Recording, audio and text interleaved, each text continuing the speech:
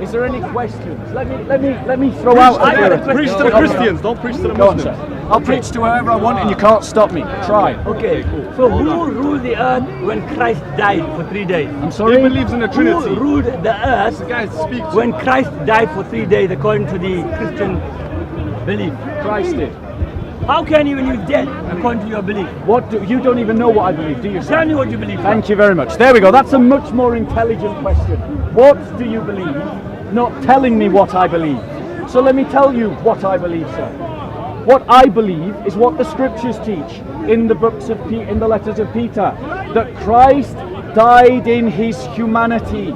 Excuse me. 1 second, no. Let me finish my answer, sir. Don't get angry. Let him speak as Practice well. some manners. Okay, Practice some manners.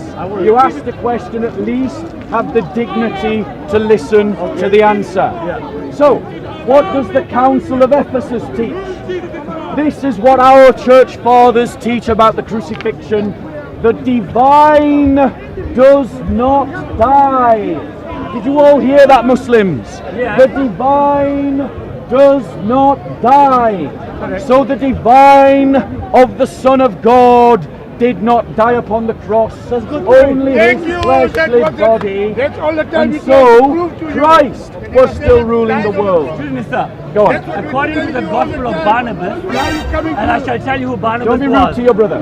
Barnabas is mentioned in the remaining 4 books of the New Testament as a prince among men, as a king, as a good person.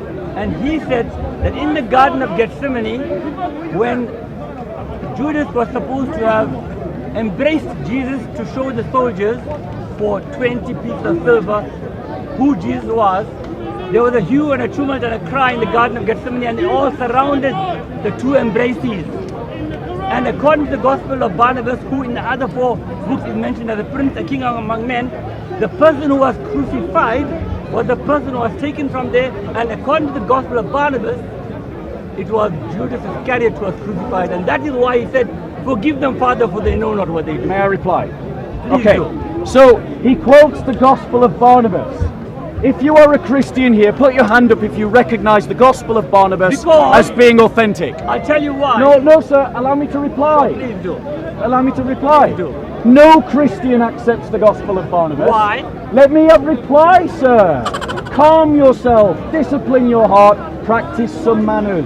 Quoting the Gospel of Barnabas to me is like me trying to quote the Hare Krishna book, the Bhagavad Gita, to a Muslim, and to argue to the Muslim of using the Bhagavad Gita. That's not true. Everyone, notice they can't be quiet. Everyone, 1 second, sir, one question at a time. Let him speak. One question at a time. He's spoken, let him speak.